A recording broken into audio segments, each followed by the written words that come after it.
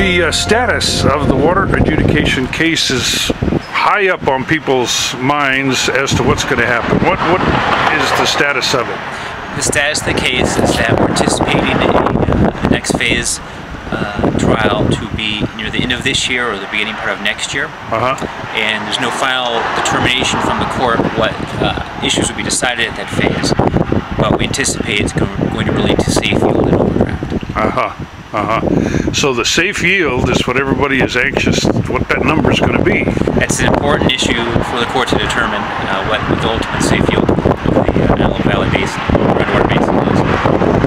Now, based on that number, that safe yield number, you say a specific amount is going to be given to the Quartz Hill Water District or Rosamond Water District as to how much water they can pump that year. Well, that may be an ultimate determination of the case, but that wouldn't be contained within the determination of the safe yield. So that won't be the decision. It's not likely to be the decision of the court at the next phase trial. But ultimately, the court may make a decision on that issue. Okay, and if that happened, then who would determine that every year? The water master or a water czar? Or well, that may be determined by a water master. It may just be determined by the court. How the court may deal with that issue is uncertain. Thanks very much. The roof here at Tropico, how's it doing after the fire? Well, the insurance company took care of everything, and the Stevens Construction came out, and it took them about 2 weeks to get everything done, but they did it in an emergency basis, and they took care of it. Looks like we're just barely going to make it be ready for school. Oh, that's good. And we didn't have any rain, so there wasn't any damage inside. Absolutely. Very fortunate. Very fortunate. Good. So really then, it all is worked out pretty good. Well, yeah, it has actually. It's worked out really well. And all the roofing, is that pretty much done too? The roofing is finished. Yeah, the new roof is on, and it's all complete. We'll know the first time it rains for sure, but it's all completed. Well, thanks very much. Okay. You've written 18 philosophy books. Yes, that's right. And what possessed you to get into philosophy? Well, I was just talking to you a little while ago. Actually, I just studying life and nature. I've always been up in the mountains and fooled around, and I probably one time I had dogs. I had 26 dogs, and the reason I had 26 of them was whenever I got one, it either got run over or run off or something happened, so I had a whole bunch. So if one was gone, I had 25 left. But I studied life all the time, but I never read books. I didn't read anything. I just looked at nature. So I decided that I'd find out more about what's going on.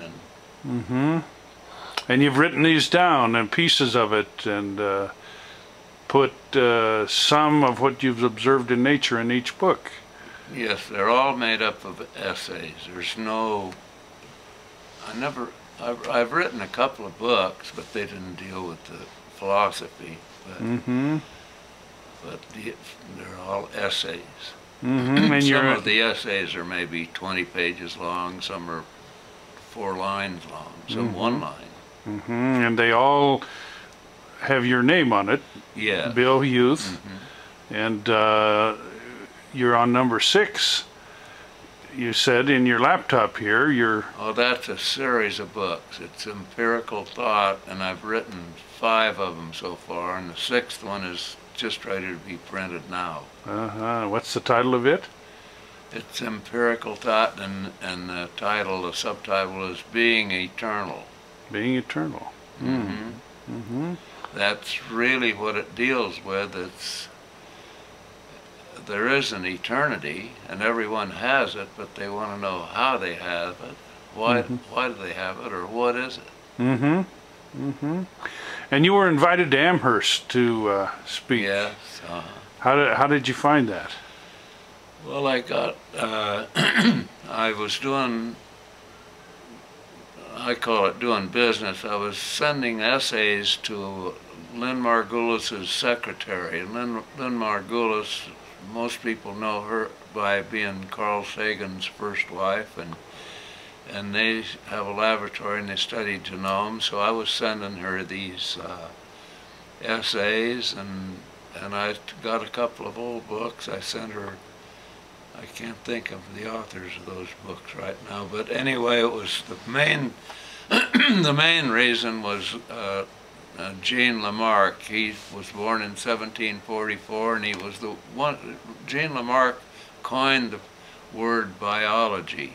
He was one of the greatest biologists of all times, and he wrote a book called Zoological Philosophy. And if you wanted to get this book, it took me 10 years to get. I had two of them in French and one in German. I couldn't find an English book, so I got finally one from Chicago University Press. And they told me it was okay if I republished it, and she heard about it, and that's what she wanted. Lynn Margulis wanted. In fact, like I was telling you, when she got that book, she got tears in her eyes. She'd tried so long to read that book, and nobody had it to read it. But at Amherst, did you have seminars with students? No, I just talked with professors. I wanted to, really what I wanted them to, I have a theory. It wasn't a theory, I was searching for what everybody else searches. And I've come close enough that I can't give it up. I understand it, and what I write now is trying to explain it to people. I'm actually explaining really what my theory is in the books that I write now. I see. I have 28 essays that are in that book so far. Sure. Well, Colin, it is a pleasure for me to give this check to you and from the Rosamond Rotary Club. Yeah, it's been a year since you guys started this project in Ecuador. We're very proud of what you guys have accomplished in helping the poor people, especially the children. I hope that with this money, you guys will be able to accomplish your mission, and we hope to keep continuing helping you with your projects in the years ahead. Well, thank you very much, sir. You're quite welcome. Thank you. We're so proud of you guys. Thanks. The 4 clinics that we did last year, 5 clinics, are small starting projects which we used as not only to help the people but also as learning experiences for us to improve our own techniques. This year we're getting a little bit more scientific with our endeavors as far as doing more comprehensive surveys, making sure that we have a longer lasting impact and we have more technical data that we can use to make better plans. We're also working with several other nonprofits which have been well established in the area and using their expertise. One of our members has spent an entire year in Ecuador doing groundwork research, working both in Quito and in several villages, and so our clinics this year, we're going to do more in less time, and it's going to be hopefully a lot more effective. So thanks for supporting us so early on. It's our pleasure. How many students are involved? Originally, we had a membership of 25 students. However, I think that, as you know, sometimes students get caught up in other things, and so we've kept the best, and now we're going to bring down 12. 2 are going half-time, so we're going to have 11 people there, plus the senior members. Sure, and if people want to contribute, they should contact Ruben at Rosamond Rotary Club, right? Yes, and you can send us your donations to P.O. Box 24, Rosamond, California. We'll be able to give you a receipt, which is tax deductible. And I just want to add too that with this $1,200 that we're given today, it comes to a complete total of over $6,200 that we have been able to raise for their project in Ecuador. Sure, sure. The zip code in Rosamond is 93560. 93560. Thank you, Okay, John. thank you. Colin, thank you so much. Thank you.